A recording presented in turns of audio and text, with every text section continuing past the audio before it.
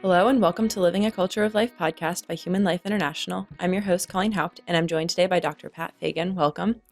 Thank you. And we're going to be talking today about fatherhood, and this is going to be a two-part episode. So this is the first part, and then we'll film a second part after this. And so the first one, I'd like to talk about basically the positive of like why kids need dads, like what the positive aspects of fatherhood are. And then in our second episode, we can move into how fatherhood's under attack, because I feel like we can't really discuss why it's under attack and what the dangers of that are if we don't understand why it's important in the first place and why kids really need their dads around. So thank you so much for joining us today. And before we get started on the fatherhood thing, can you just give a little bit of bio, I guess, to our listeners of why, how you started looking into fatherhood and what your background is? Well, actually, I've ended up with fatherhood. Okay.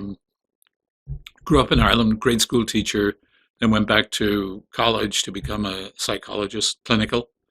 Then in Ireland, clinical was a relatively new profession, so I went abroad to get more training and experience. Canada first, and down to Washington to do a doctorate, and then stayed here. I met my wife and gradually shifted fields from clinical, where I dealt essentially with children, family, and marriage. Okay. Normally triggered by kids, though I did work a lot also with adults. But if a kid was referred, that led to the whole family, and that led to the marriage. In any case, while I was here doing the doctorate, I had worked clinically for about 5 years before starting the doctorate. I realized government was undermining government programs, sex ed and school sex clinics and all the rest, were really undermining sexuality within the school, the traditional moral norms. And I saw that as highly dysfunctional. I said, wait, no, I'm in the craziness business if you're a clinical psychologist.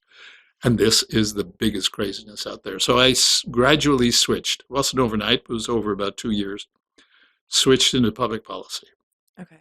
And then learned how to do that. But it was all on marriage, family, religion, and of course, sexuality is right at the core of it. If you take care of family and you take care of religion, a society, I'm not saying legislators, most of your social problems disappear. Not all, Yeah. most. Yeah. Interesting. Oh yeah, most of our problems across the West are caused by the breakdown of marriage and the gradual, going away from religious worship. Yeah. And the data shows this overwhelmingly. It's so strong.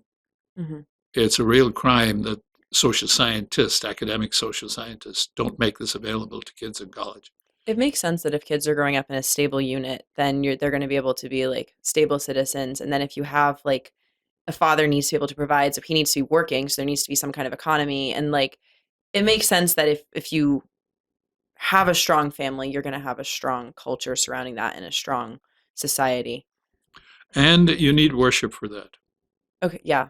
Without the worship, things get a lot worse. Yeah. Relatively quickly. Yeah. And that ought to be a major concern because worship is decreasing. We were the most worshiping modern society in the Western world. And we probably still are. But it's dropping steadily. Is that only Christian worship or just religious? Interesting. No, it's across the board. It's we have many religions in this country: Catholics, Protestants, Jews, but then you have Muslim. And actually, when you look at a number of things, for instance, fertility across the globe, the single biggest contributor to higher fertility is weekly worship by women. Interesting. Oh, yeah. Actually, women who worship weekly across the globe, regardless of culture and religion, 3.2 children. It used to be 3.6 about 10 years ago. It's now 3.2. Women who don't worship at all, 1.2. Wow. There's a huge difference. Really they're going out of existence, and these are growing and replenishing.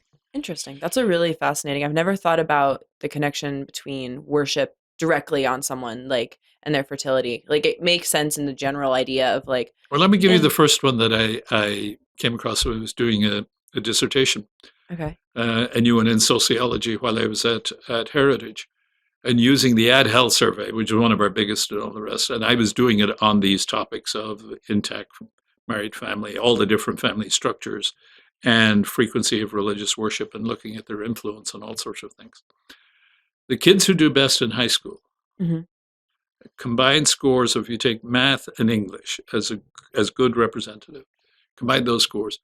Kids who worship weekly are the ones who are doing best in the country. And it goes like this: weekly worship, a couple of times a month, a couple of times a year, never. Straight linear down. It's a dose Wow. dose effect. Interesting. And so it goes on every single measure measured in the US federal data system. Mm-hmm. Adults, kids, and families, those who worship weekly, do best as a group on everything measured. That's pretty cool. That's blooming phenomenal. That's Yeah. off the charts. Okay, so now I have a question. This is actually a great segue into fatherhood because I heard of a study one time that was showing that kids whose fathers go to church are more likely to stay in a religion. Do you know if that's true or not? Very And true. then, so, Across the globe, it's women tend to be the ones who do religion more, are more religious. mhm, You go to church, Catholics, it's true in every religion. mhm. Um, but the men are the ones who have the real transmission power. When a father worships, his kids will tend to worship. Mother, not at all to the same degree. Why is that? Why is it that the father would have that kind of transmission power? Well, here we'll go outside of social science for this. Okay. I think there's a big existential thing there. And ultimately, I think, you get into the social science, you get into the hypothesis, then you get into the philosophy, and then ultimately what you're dealing with here is a religious question. Hmm. Well, if you want to go to the core of religion, Hmm. everything leads back to God the Father. Everything. Yeah. So God the Son leads you back to God the Father all the time. Our Lady leads you to God the Son, who leads you to God the Father. Yeah. Or, and And just keep going from there. yeah. Yeah. So fatherhood, you see, the human nature is created. Human beings are God's children. He created us, because he wants a huge family. That's for certain. Some of us please him, some of us don't. But he's got to have them, and he got to give them free will. So Yeah. he's going to have that fallout. But it is all about having family and being relational.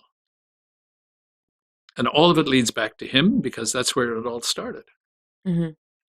And in the end, actually, if you think about it, before time began and after the world collapses and all the universes or whatever, they all become black holes or whatever. It's However whether it it's ends. Yeah. whether the end is tomorrow or a million or 10 million years from now, regardless.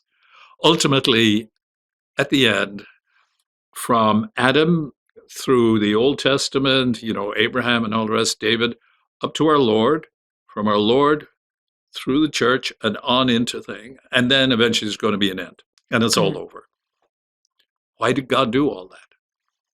For us. To have a large family with him in heaven forever. Yeah. For himself with us. He did it for himself. Mm-hmm.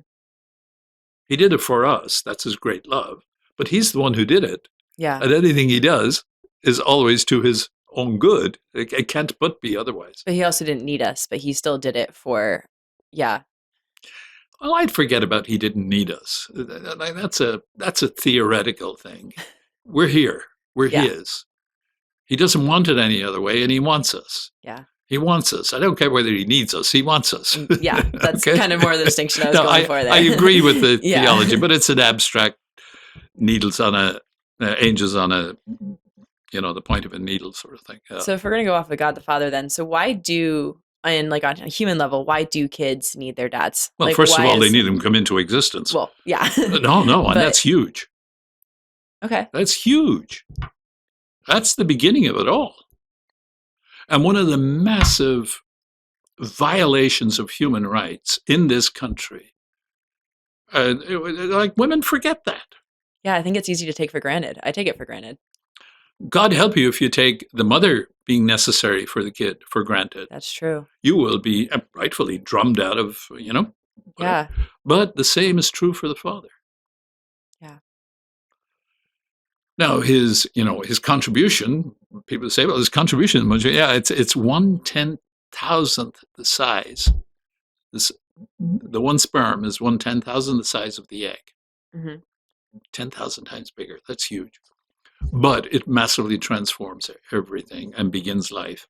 And actually, then what is also very clear from all the data, you look at all the family structure data and the outcomes, in order to become the adult, the child, the boy or the girl Hmm. is meant to be, they have the potential. In Hmm. order for that to happen, they need the marriage of their mother and father. Actually, they need the love between their mother and father more than they need the love directed at them.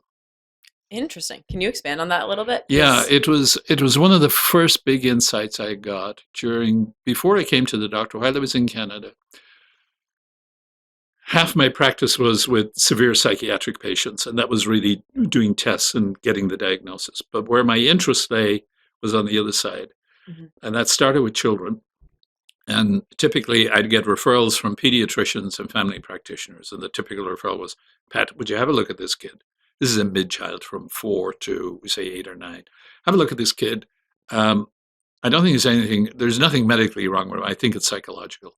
Well, by the third year, cutting to the quick, I wouldn't see the kid, I could see the whole family.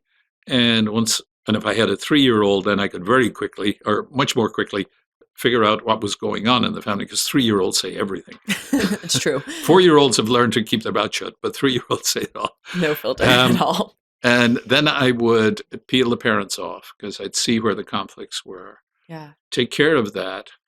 And in 28 out of 30 cases, the 30 cases from the time I started doing this, I never had to do a thing with 28 of the kids. The symptoms disappear once the order and the amity between mom and dad is established. Wow.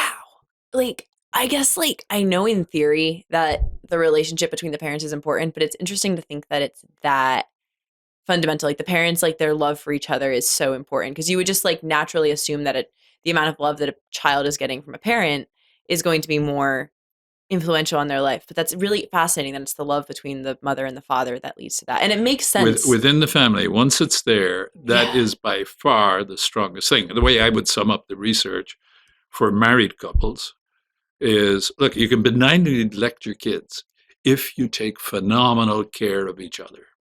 So if the father is constantly wooing his wife Hmm. and the wife is constantly wooing the father, the way they did before they were married. Yeah. Now, not doing exactly the same thing because they're not married, but putting thought and all the rest.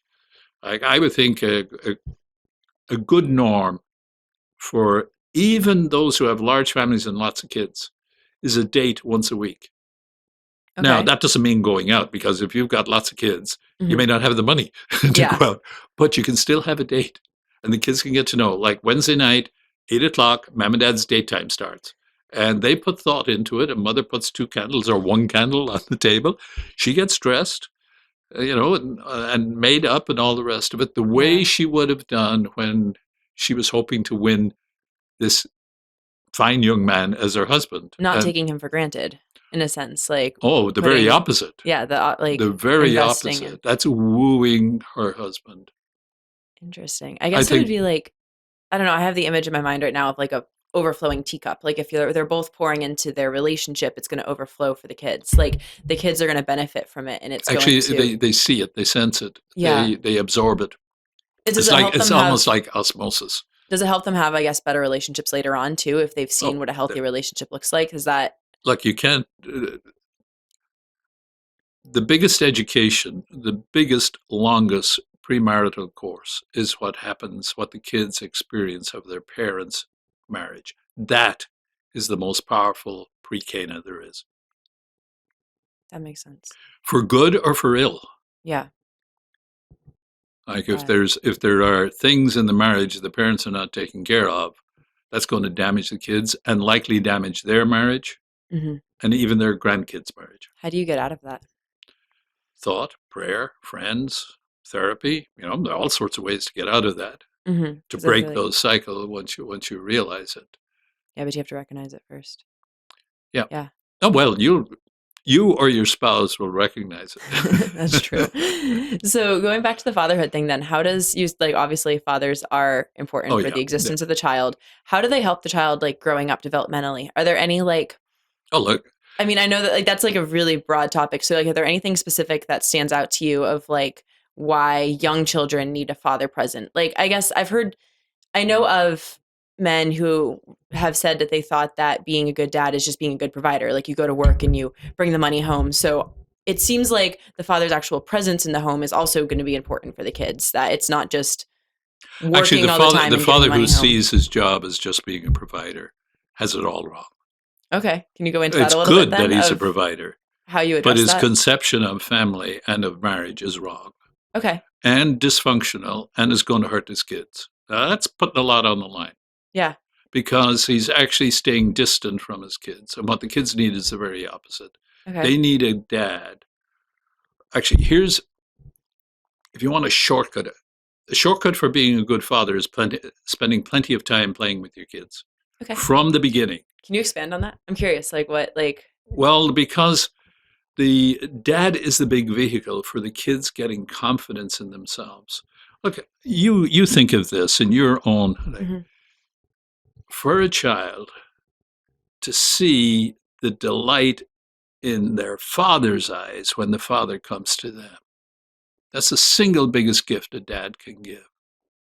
It's just he comes alive. My son, my little son, my daughter, and they run to him. Yeah. Kids who run to their father run to him because they see that in his eyes. It's the same between husband and wife, Mhm. you know? And the kids, this is what the kids will see. When dad comes home, does mom's eyes all light up? Mhm. If they don't, there's something wrong in the marriage, Yeah. or there's something dying in the marriage, or there's something stale in the marriage. They need, well, why is dad necessary for the kids? When they know dad delights in them, and the Mhm. only way they'll know that is that he gives them time and Yeah. plays with them and all the rest. If he keeps distant, Mhm. they're doubtful. Does my dad love me? Yeah. That'd be a very natural question. Yeah, people say he does, but I don't believe it deep down. You Whereas the don't kid feel whose it. dad plays with him all the time and tumbles and all the rest, there's Yeah. all sorts of variants on the play, but that's the big thing. Dad gives them confidence that they themselves are lovable human beings. Why is that different than mothers? Like, why is fatherhood specific there? Because I feel like a mother also is going to make a child. And no, I'm not trying to downplay motherhood. I'm just trying to figure out is it, it seems like it would be different than just parental love in general. So, what makes fatherhood in that case different than maternal love? Well, first of all, he's a man. He's totally different. Okay. And Yeah. they're likely going to marry, be they boy or girl, they're going to be Hmm. married in the opposite sex. So the experience of dad is massive in shaping their conception of what it means to be a man with a woman or a woman with a man. That's Okay. molded by dad. Yeah. And the marriage relationship is the foundation relationship of every society. Hmm. That's why we're in deep trouble. That's Hmm. why the West is in trouble. Um, the whole purpose of marriage and children are integral. You can't disconnect them. Once you disconnect them, and that's what contraception began to do, Yeah. We've had, everything, the sex begins to go wrong, loads and loads. But let's come back and leave that contraception topic to the side. The child exists because of mom and dad. hmm. The child thrives when mom and dad's love thrive. I told you that anecdote, Yeah. clinical. Well, that plays out in all sorts of ways. Dad, without dad, now the single mother can do lots of things, but she can't give what only dad can give. Okay. And they don't get the triangle here.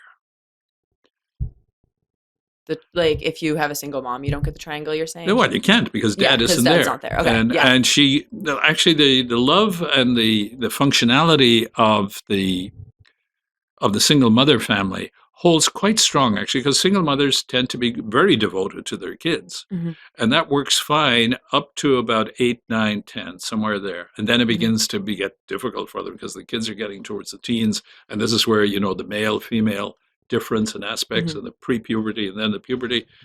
It's a totally different game. And the single mother can't pull off what a married couple can. And the Yeah. kids, by and large, are damaged by it. are weakened by it. Damage is the wrong word. Weakened. Hmm. Don't develop capacities that they could and would Yeah. if they had a devoted dad there. Okay, I'm trying to figure out how to phrase this question. So, like, I have studied a little bit of like the Montessori theory of how basically like what happens to a child between like 0 and 6. Mhm. A lot of those problems can kind of go under the radar. Like, they don't really come to the surface until they're a teenager. That's right. So, you were saying that it's really, really important to have the father around. Like, the single mother can't do it alone once they're teens. Does that mean that like the father's presence is also super critical when the child's like 0 to 6, like in Yes, order to yes. develop that? It's critical all the way along. Like the 0 to 6 are the foundational years. Hmm. Like that's when, actually, that's also is the easiest time for dad to bond with his kids, to play with the kids, to get close to the kids. If he leaves later, he can't pull it off Interesting. and won't pull it off. He's Yeah. got the habit of not being close. Hmm. And they develop the habit of a distant dad. Yeah. And it's So hard to break through on that. everything in growth across all forms of all parts of creation, animal growth, plant growth, all the rest, the earliest times are the most critical. They Hmm. set the rest in motion. So how you set it in motion is huge. Like one of the greatest discoveries in my book in the social sciences happened in Taiwan in 2017. Okay. That's where in a teaching hospital, maternity teaching hospital in northern Taiwan, they experiment, and what came out of it was uh, fathers who held their newborn babies skin to skin for 15 minutes for 3 days. That was the Hmm. experiment. And compare them to the normal dads who didn't, because that's an unusual thing. Hmm. The bonding between the father and the child, 3 months, 6 months, and a year later between the two is just huge. Huge Interesting. difference. The easiest of things to do, Yeah. massive effect. The great news is actually, and there's been follow up, the brain changes in both, and they change at much the same. The baby's brain is changing almost in response to dad's. The hormones between the two of them Hmm. change massively. Now, if you add the mother now watching this taking place, Yeah. she is absolutely delighted Yeah. to see her husband, the father of the child, take their child to himself. And what's happening in her brain and her hormones, there's a whole, it's like a little trinity on earth. There's a whole cascading going on It's around so there. interesting. So the father, and then when you get to the teen years, the post-puberty, dad is the one who inducts his son into manhood. Now he'll have laid the basis through the Hmm. thing, but like he's the one who can talk to his boy like nobody else on earth can talk. Say, look, son, you're going to pre-puberty. He gets him ready Hmm. for the changes that are going to take place. The pleasure, he's going to wake up one night, now strange new pleasure for wet dreams. Hmm. Girls go through menarche, and that's a real rite of passage. And every girl knows when she becomes an adult woman. When she Hmm. becomes boys, it's subtler, but with dad, the dad can induct his boy and prepare him for that. And then imagine this for the whole, the struggles, the hard work a boy has to do to become a competent man. He's got a couple of areas he's got to take care of. And he's got to start in his teen years because that's when you start becoming responsible for yourself. Hmm. And if dad is tutoring you and inducting you in, not pushing you, because you push, the boy's going to push back. He's Hmm. coming into his independence. If you don't respect his independence, forget it. He ain't going to listen.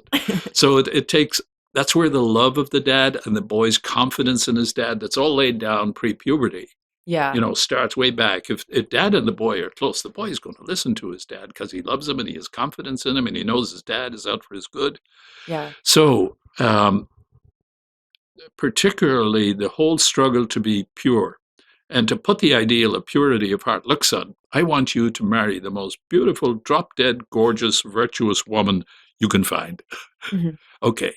Now, if you ever see her, will you be able to woo her? Would she be interested in you?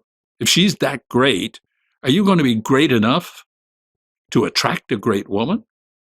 Like a great woman's not going to be attracted by a wimp, you know? Yeah, it's true. Or whatever, Yeah. you substitute all sorts of faults. So the dad who sort of puts the ideal and then talks to his son about his own, how does he handle his sexuality? How does he stay faithful to the boy's mother Yeah. when he's away on trips? Yeah. And there's porn, whatever. How did he struggle in all these things?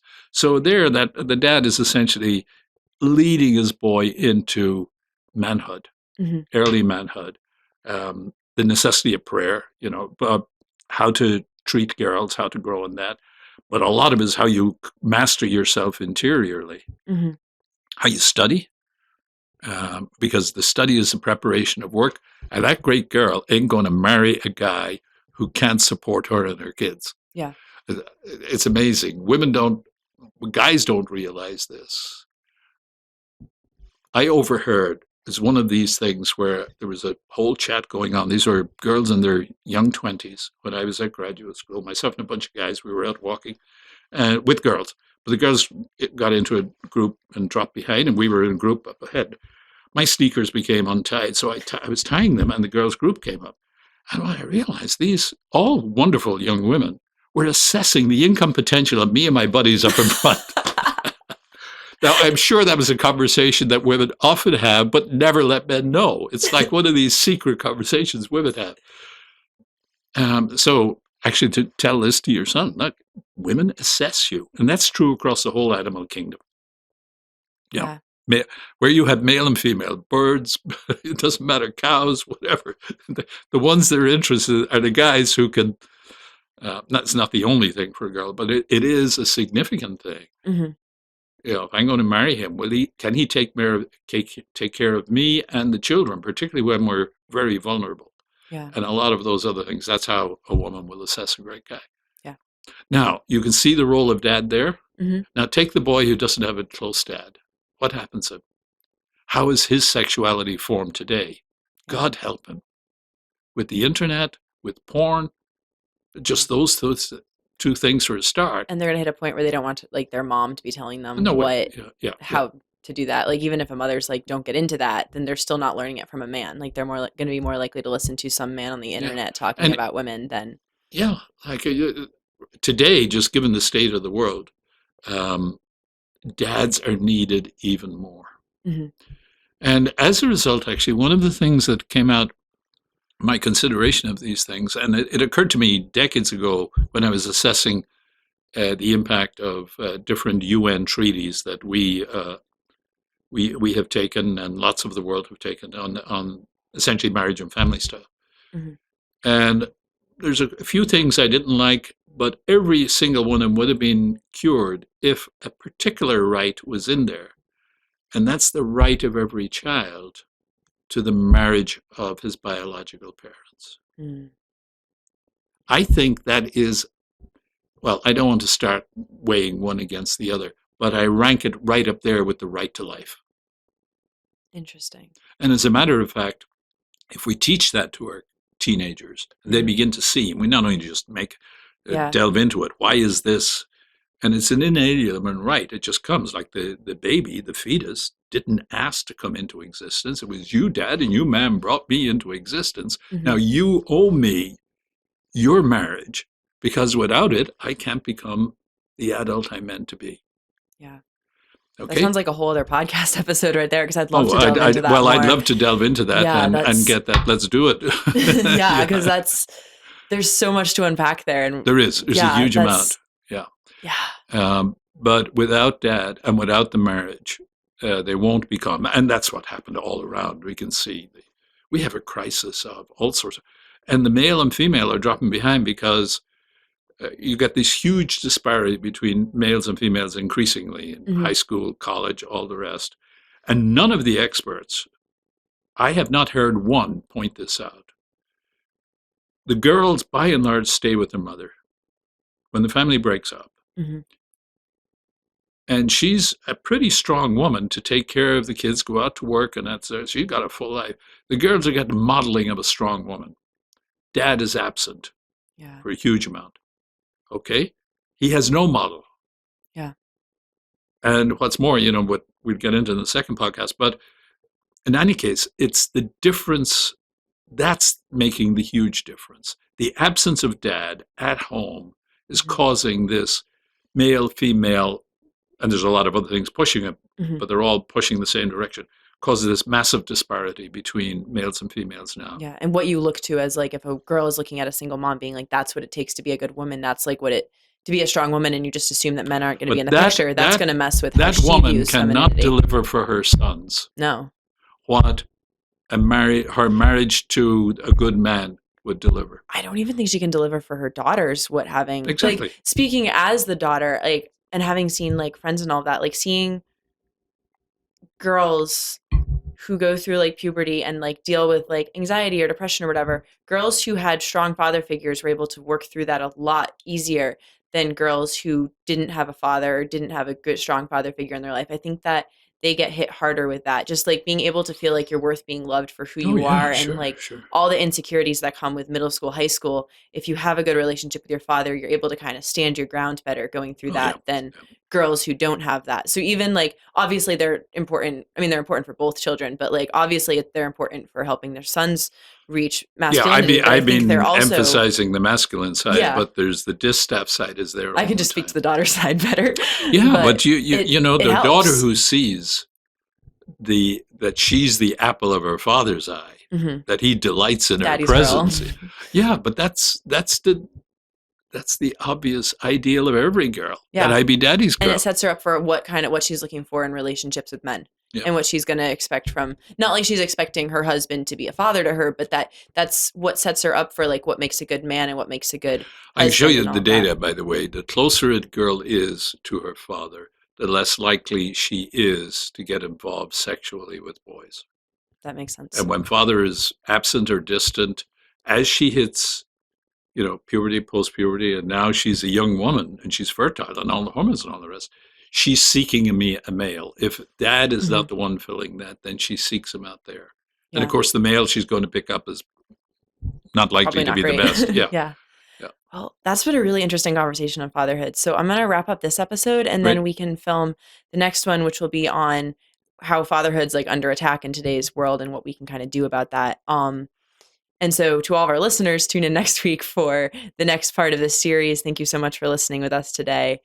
Keep on living the culture of life. Thank you, and God bless.